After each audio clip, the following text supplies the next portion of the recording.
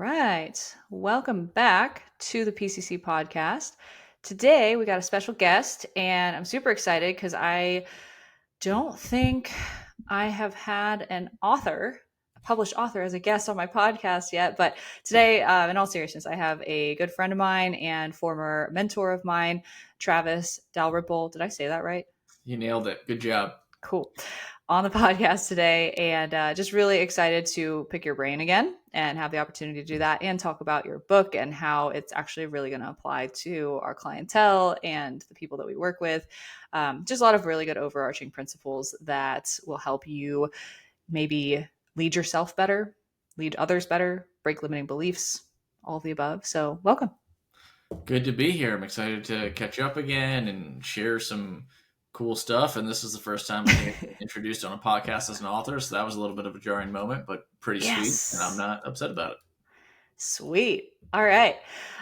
Sweet. Well, let's give some background because you are actually a brand new published author and there's a whole history behind that as well. So, I guess just kind of give us an elevator pitch of like what got you into leadership and the topic of writing this book, and then we'll go from there. Yeah, well, the condensed version is I started out as an entrepreneur when I was around 19 or 20 and led my own business for about 10 years. We did like an international dance company thing because we were on America's Got Talent. Just go search Blacklight America's Got Talent and it'll pop up. But running the business for 10 years with 12 other owners really teaches you how to not run a business and how many leadership gaps you have in your own abilities. So that was just a high level of awareness as that was happening, that was something I knew I needed to work on and really everyone in the business needed to work on. So over time, we were doing that business. I ended up getting into CrossFit, ended up being a head coach and a general manager, responsible for a small staff at that particular gym. More leadership stuff came up, and I just found that I really enjoyed leading other people because it's just very similar to coaching. You're just trying to improve somebody's lives and get them to see the potential in themselves, things of that nature.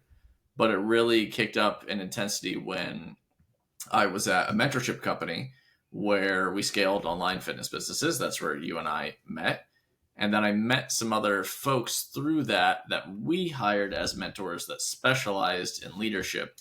And while talking to them and working with them, that really started to open up my eyes to the potential of it and how I felt like I just had a knack for it.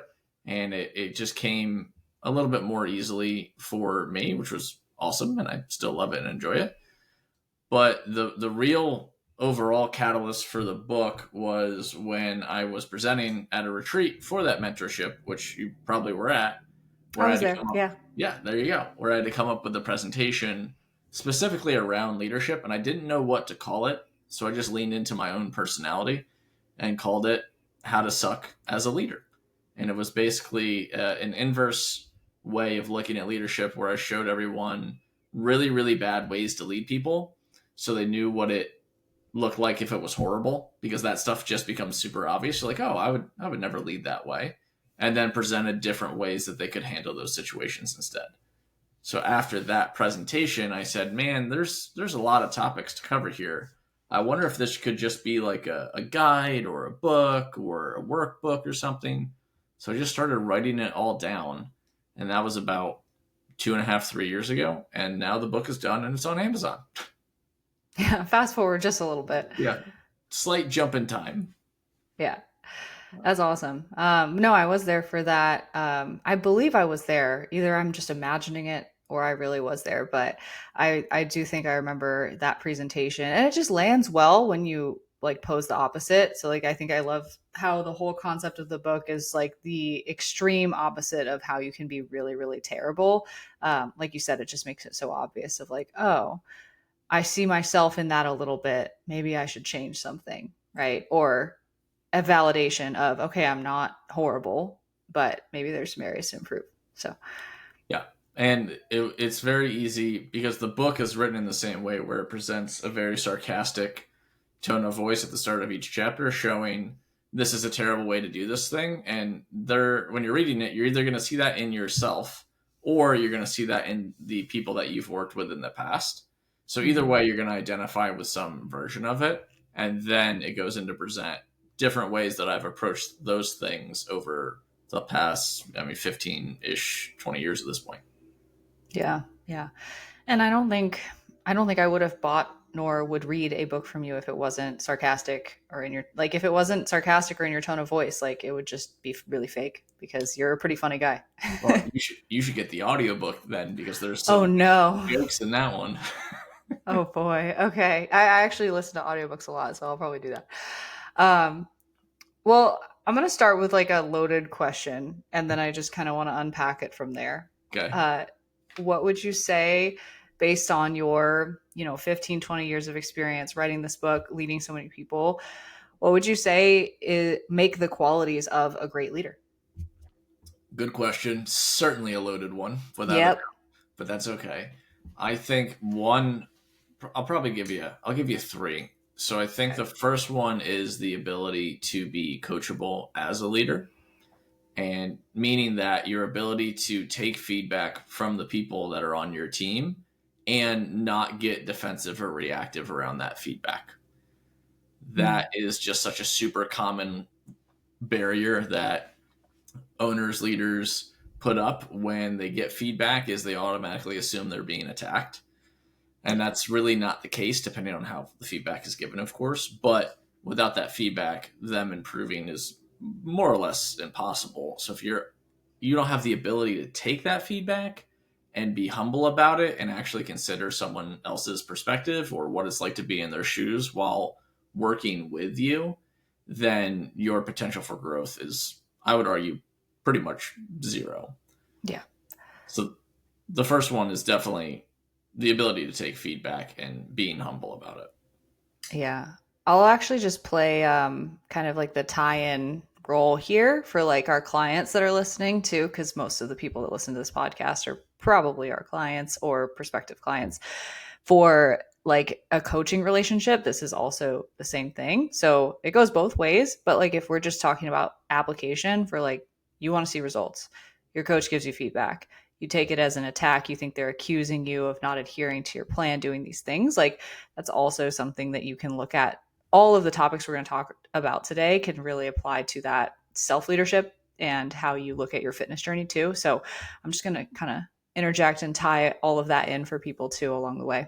But Yeah, I'll and I let you think continue. with that, the definition of feedback is really important because most people, when they hear that word, they just have a negative reaction to it. They think that they're in trouble, they Yeah. think that they did something wrong, so on and so forth. In my experience, feedback just means someone else is telling you how you did about something. That's literally it. We're trying to get away from this is positive or negative because it's just not very helpful.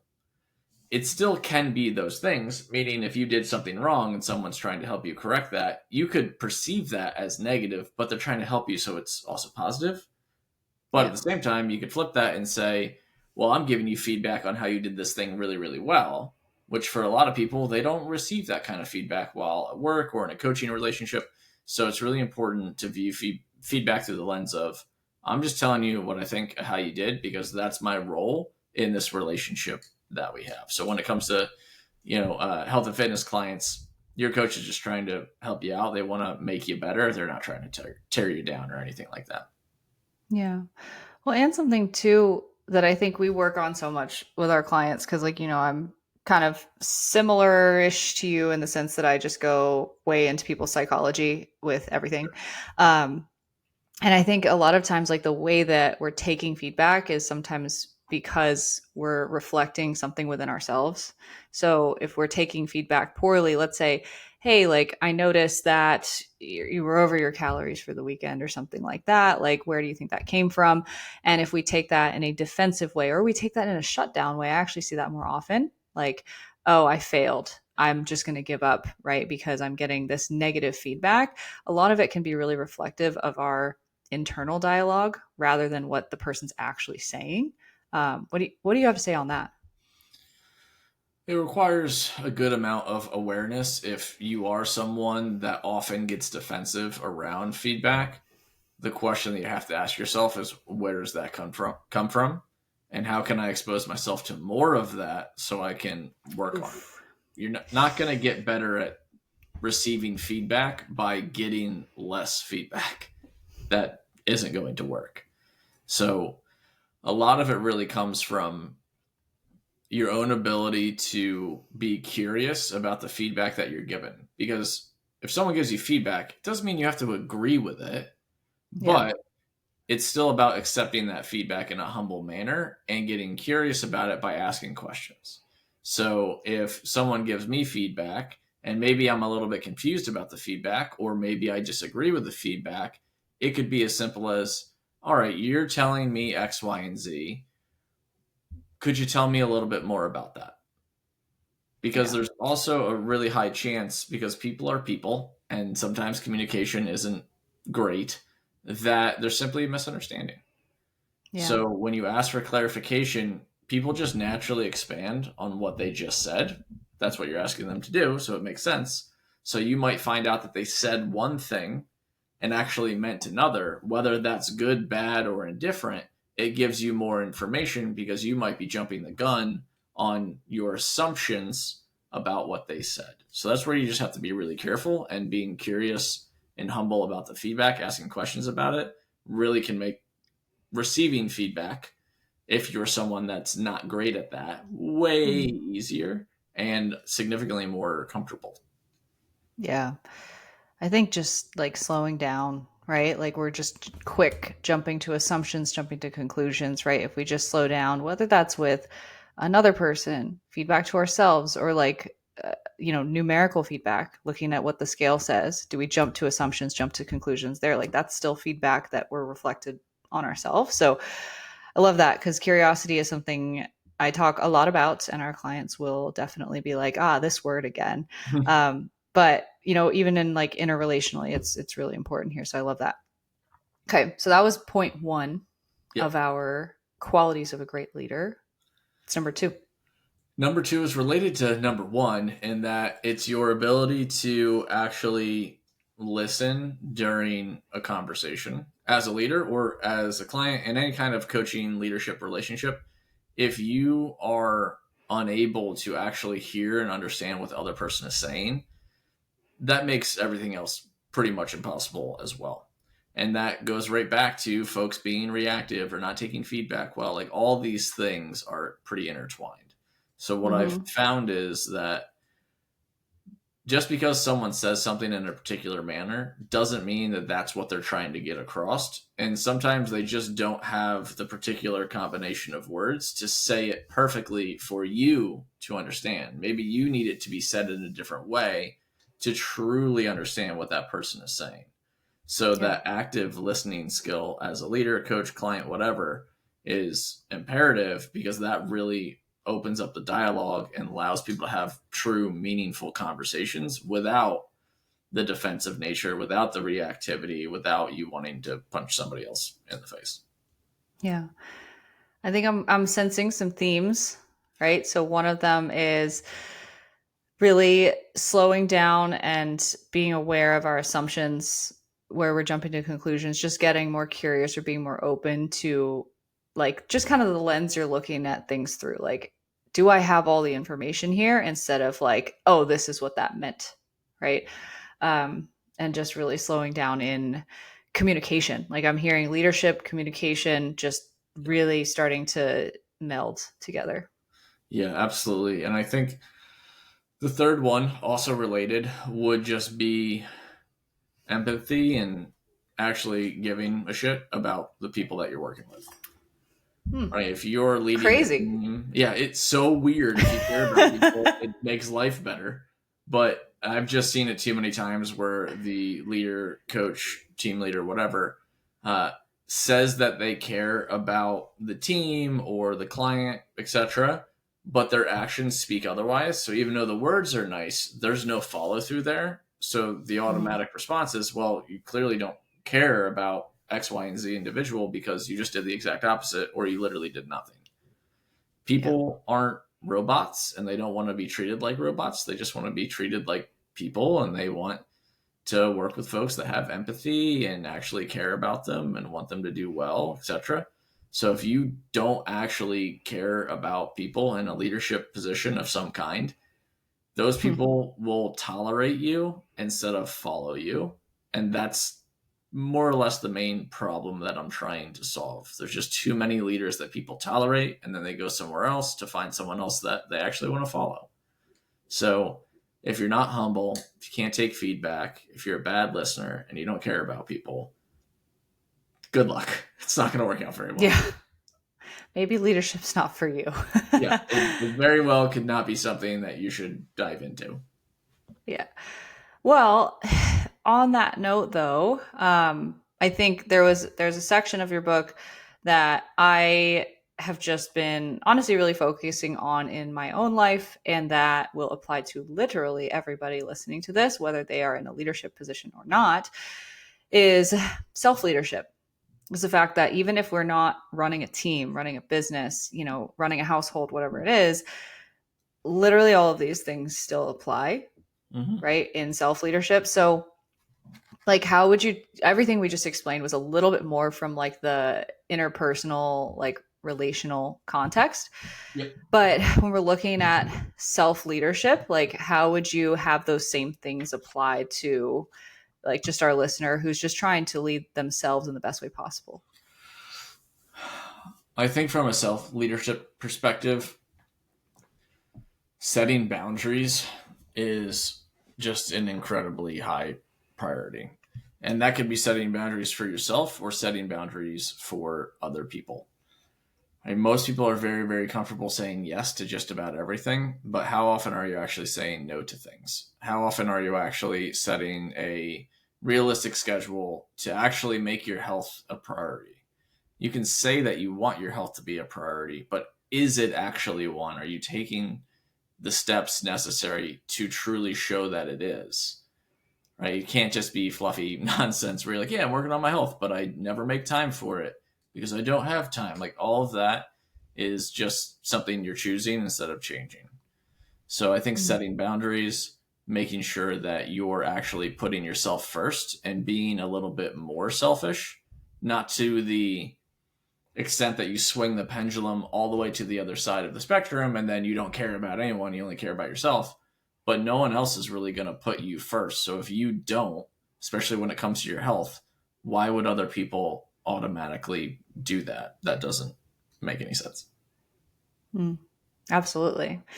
Yeah, I love where you took that because it's super applicable, and that's kind of a big issue that a lot of our clients are working through is setting boundaries with themselves, their schedules, with others.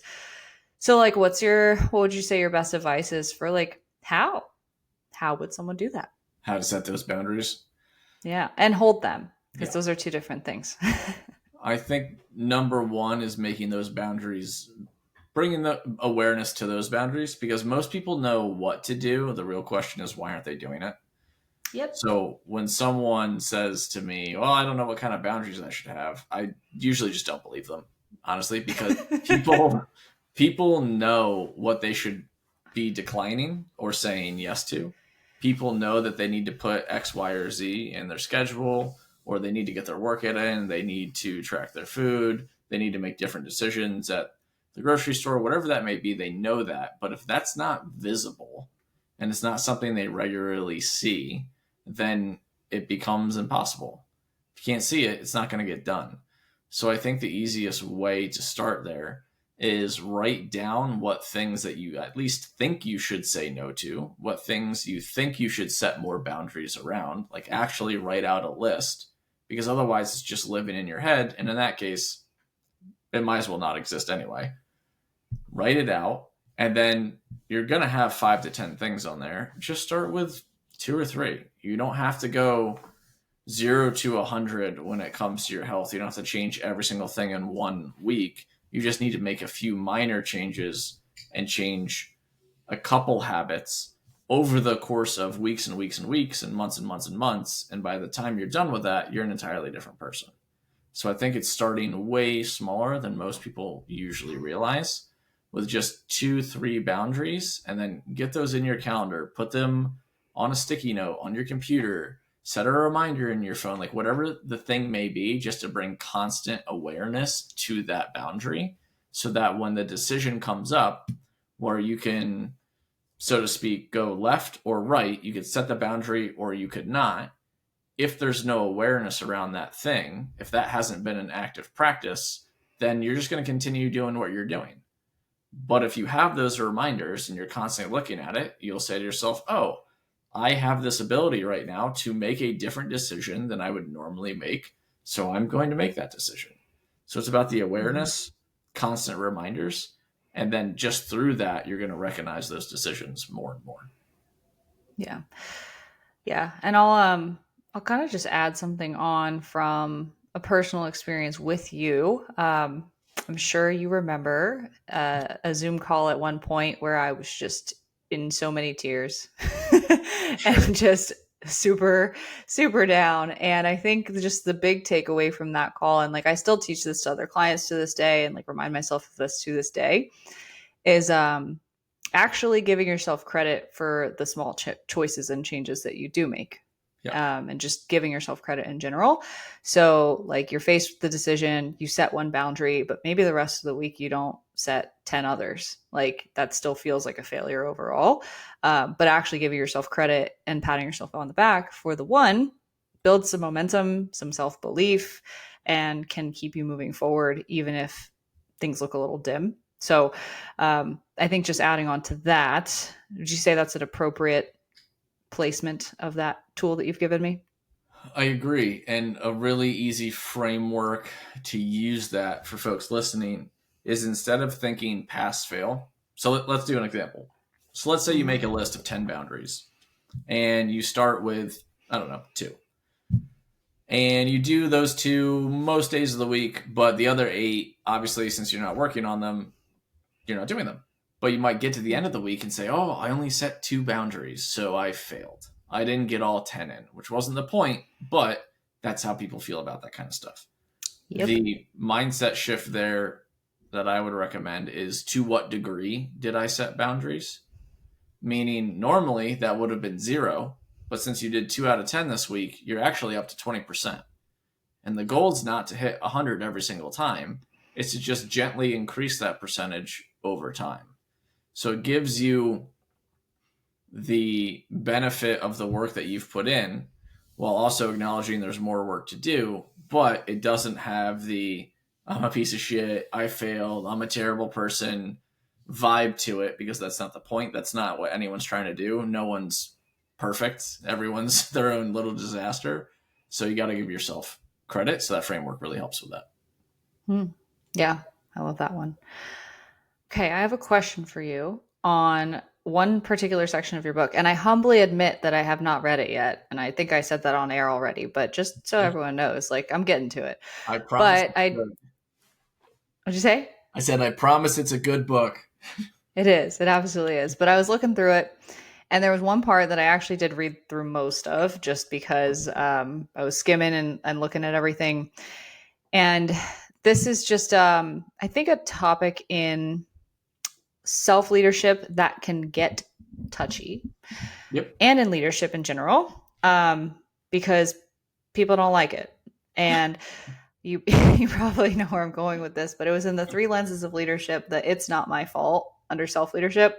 Mm-hmm. Um, so I'd love to just hear your take a little bit more on that concept of it's not my fault, personal responsibility, both from like a general leadership standpoint, but also just like self leadership standpoint when we're looking in this health and wellness context too.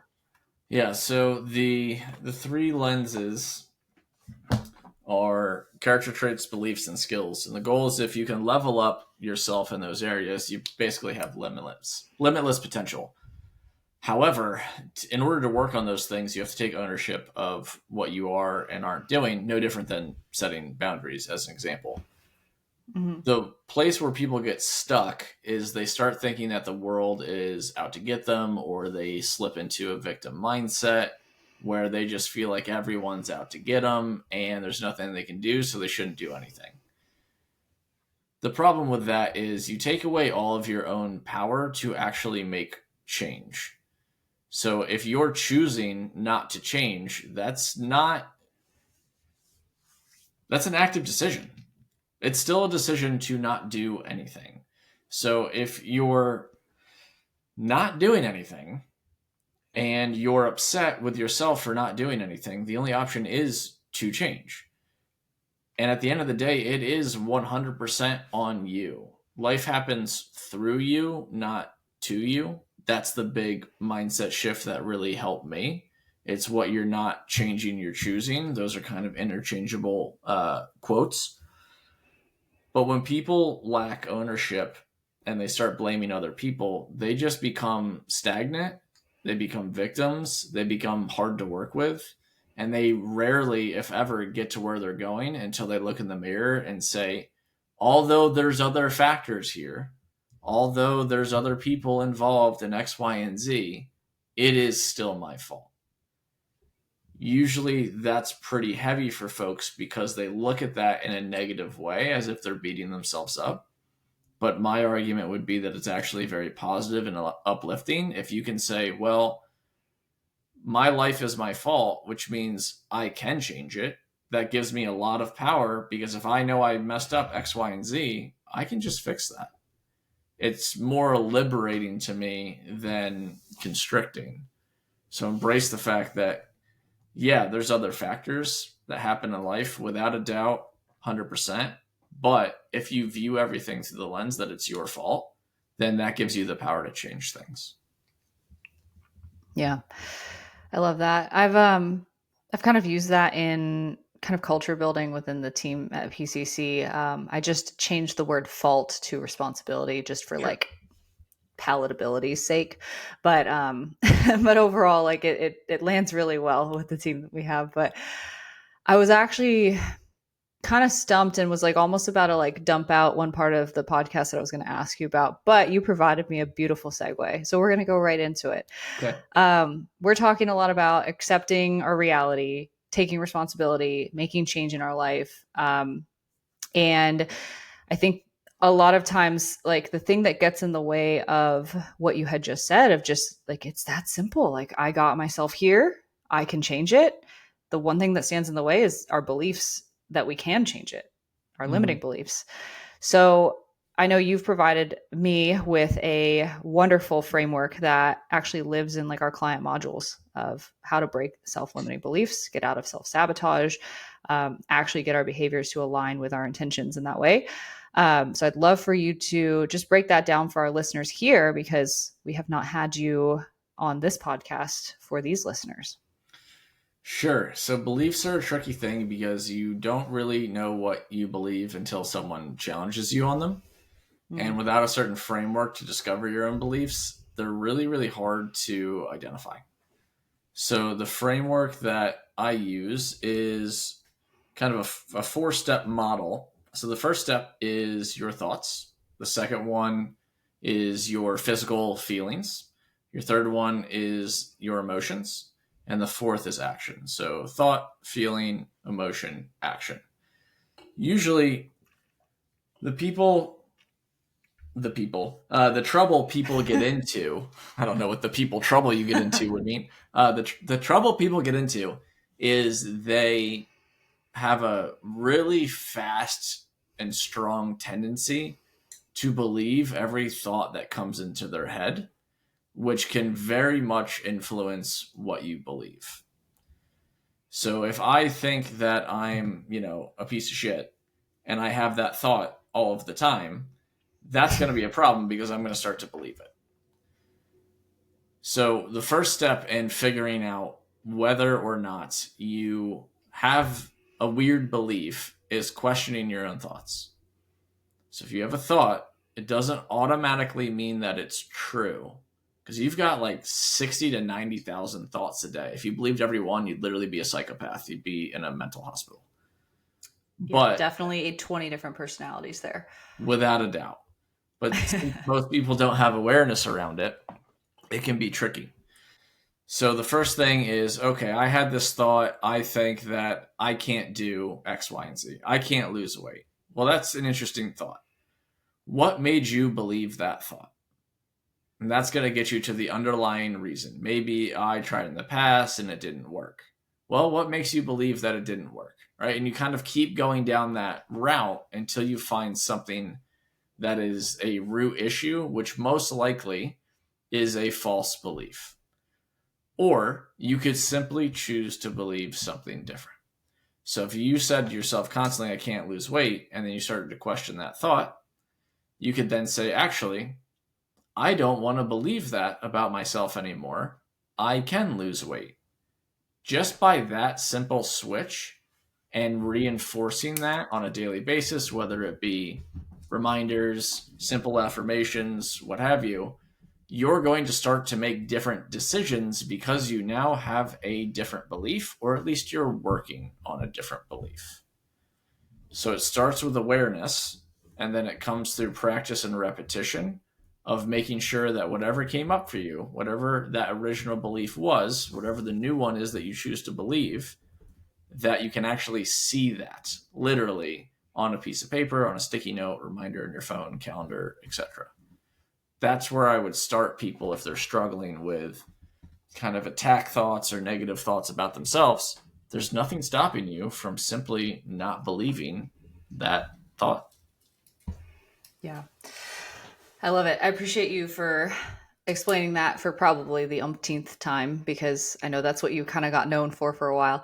Sure. Um, but I know you're a little bit older than I am, and so you're like strictly a millennial. But Okay. there's this Gen Z saying, I'm on the border. I'm 97, so I'm technically Gen Z, but I don't like to tell people about it. Yep. Um, because 4 months earlier I would have been in the other category. But anyways, there's a saying called "Delulu is the Salulu." Have you heard that? Okay. No, but I can't wait to hear what it means.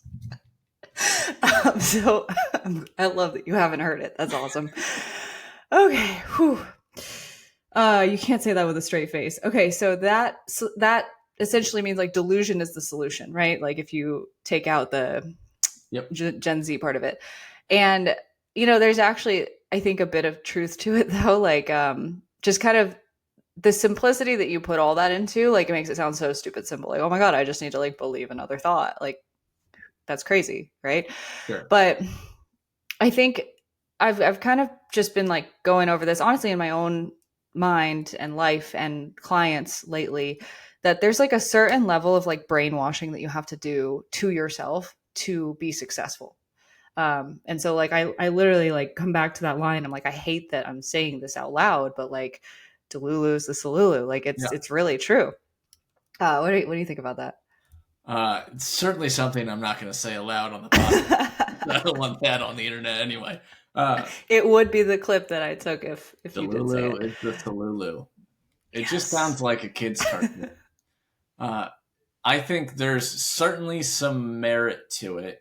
The gripe I have with it is it sounds a little bit like fake it till you make it. Yeah. It gives the same kind of vibe. I don't know if it's exactly the same thing, but what I don't like about if that concept works for someone, love it. Do it all Yeah. day. I think where people are going to get stuck there is that they can feel a little bit like a fraud if they go down Mm-hmm. that route. So here's the difference in my mind. Okay. If I weigh 200 pounds and I'm overweight and I wake up and I'm like, okay, Delulu is the Salulu here. And I just start telling myself I'm skinny and in shape. I'm just lying to myself straight up. I'm full Yeah. of shit. Right. So that kind of affirmation in my mind doesn't really work. I've never really seen that be successful. I think with Mm-hmm. a very minor tweak, then both statements apply, both the Delulu one and the fake it till you make it, where it's more about the decisions that you're making and the person that you're becoming as Mm. opposed to some sort of fake persona that you're presenting. So Yeah. if we're trying to get healthy, right? If I'm 200 pounds, I need to lose weight. I can't wake up and say, I am healthy. That's objectively false. But I could very subtly tweak that and start telling myself instead, I choose to be healthy Yeah. just by adding a couple words at the start It's not about who I am, it's about who I'm going to be and the kinds of Hmm. decisions I'm going to make. So when I get to a fork in the road where I have the option of being healthy or not healthy in a situation, if I've been constantly telling myself each day I choose to be healthy, there's a significantly higher percentage chance that I'm going to make the healthy decision as opposed to the unhealthy one.